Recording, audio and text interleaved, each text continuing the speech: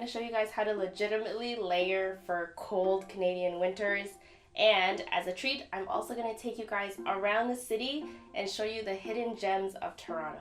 Before we start, you want to think ahead of where you're going to be throughout the day. If you're going to be indoors, you probably want to think about wearing multiple thin layers. But today we're going to be outdoors the entire day. So as your base, you want to start off with just a really good quality solid base. Athletic apparel tend to have better technology, so they have good moisture wicking.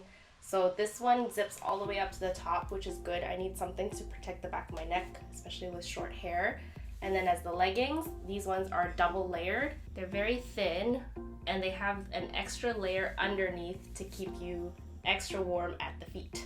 Then an extra pair of leggings, always. You want to keep your base layers tight, close to the body, but socks first before you wear your pants. You want to keep your heaviest textures on top. Mixing up a blazer with a hoodie is a great way to kind of add style and add an extra layer of warmth. Whenever I buy boots, I always go a size up just to accommodate sock layering. You always want to get boots with grip at the bottom. So we're doubling down on the down. We want a thin inner shell that is compact and it will keep close to the body and doesn't add any bulk to the outerwear. And now we're ready to brave the outdoors. So let me show you around the city.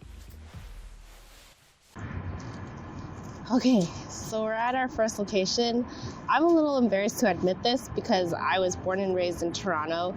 The DVP is right next to us and I have driven down it countless times and always seen this like peeking over the top of it. I've always wondered what it was. And I want to show you guys, in the middle of the Don Valley Ravine is the elevated wetlands. So we live like steps away from here. So we started walking down our building one day, went down the Don Valley Ravine and started on our trail, and then came across the installation. I was shocked to finally see it in person up close.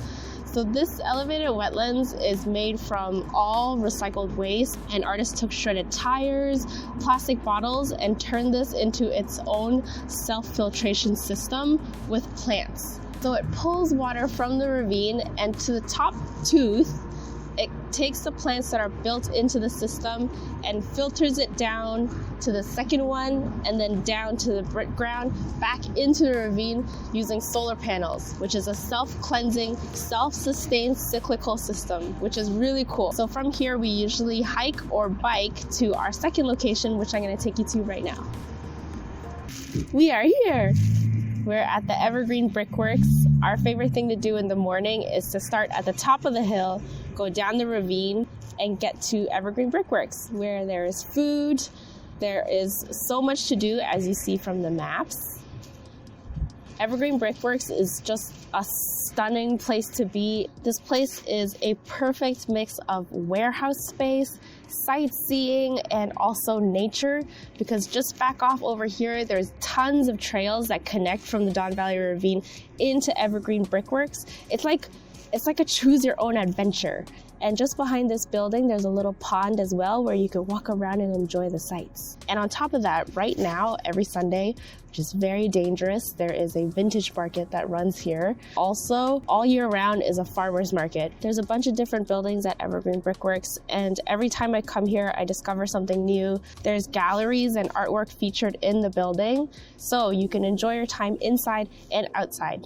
Starting to snow. This is my favorite part of Evergreen Brickworks because it's like a little urban oasis. You have a perfect mix of pond, meadow, and then you have these beautiful pathways that connect. This is a perfect example of how nature blends into the city perfectly.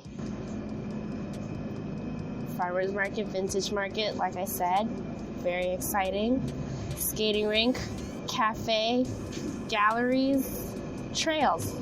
This is a perfect place to stop by for lunch, but if you want to see an entire overlook of the city, I have the perfect place to show you. So let's go. So we're on a residential road. This is Chester Hill Road. Just totally unassuming, right? If you come with me this way, look, chill. But then if you come with me this way, let me bring you to this spot. This is the Chester Hill Lookout. Just a moment ago, we were over there. Evergreen Brickworks is just over there. And now we're overlooking the city. You get a perfect view of the skyline just before you go into downtown. And you kind of get to see the madness of the DVP. And then in the middle of this all is an astrological chart, weirdly. It's very 2000s millennial to have a zodiac circle. But yes, this place is like super hidden. Not a lot of people come here since it's so residential, but it's very easy to get to. And it's crazy to see how the city has developed over the years and how the skyline has changed. But at our next destination is something that Torontonians don't get to enjoy very much, which is the water. So let's go. You wouldn't be expecting to go to the beach in the winter, right? I love this little spot because it's perfect. Everybody comes here in the winter. If you're prepared, you can actually go to the beach. There's something about going to the beach in the winter that is so magnificent because you're not competing for parking. There's barely anybody here, and you get an entire stretch of sand to yourself and no sand in your shoes because you're totally bundled up. This beach is actually near and dear to my heart. I have a bit of nostalgia surrounding these beaches because when Stefan and I first started dating, we went to the beach here. We had a picnic. We had carrot sticks. I remember. You don't really expect this out of a city, but it's just so nice that Toronto has the option to come here. It's actually a little busier than I expected. I think I'll do a little sun tanning. So now I'm going to take you guys back uptown to my favorite park. It's a very special park. It has a lot of cool things that you don't get to see anywhere else in the city. Let's go. Welcome to Earl Bales Park. So this park is, not only is it amazing, it's a great place to shoot. You get a great skyline. Along there is Shepherd Young. But also this is my favorite area because outside of the park is like a strip of all the best Filipino food you can ever get in Toronto. This ski hill is a really cool place because normally you don't get to walk up to a ski hill and take pictures, and you have to see for yourself. Now let me show you a secret spot that not a lot of people know about, and it's just the coolest place to shoot, and it's almost always empty. And then tucked away in this little corner is the amphitheater. The park just casually has an amphitheater. I don't know any park that just casually has an amphitheater, an outdoor amphitheater. And it's like a photographer's haven because you have all these blue seats to shoot and like the coolest backdrop. So those are all of my hidden gems around the city. I hope you guys enjoyed exploring the outdoors with me. It goes to show that as long as you're prepared, bundled up, and legitimately layered, then you're all set for the city. So I hope you guys can open up to greatness wherever you live. Thank you so much for watching. Bye!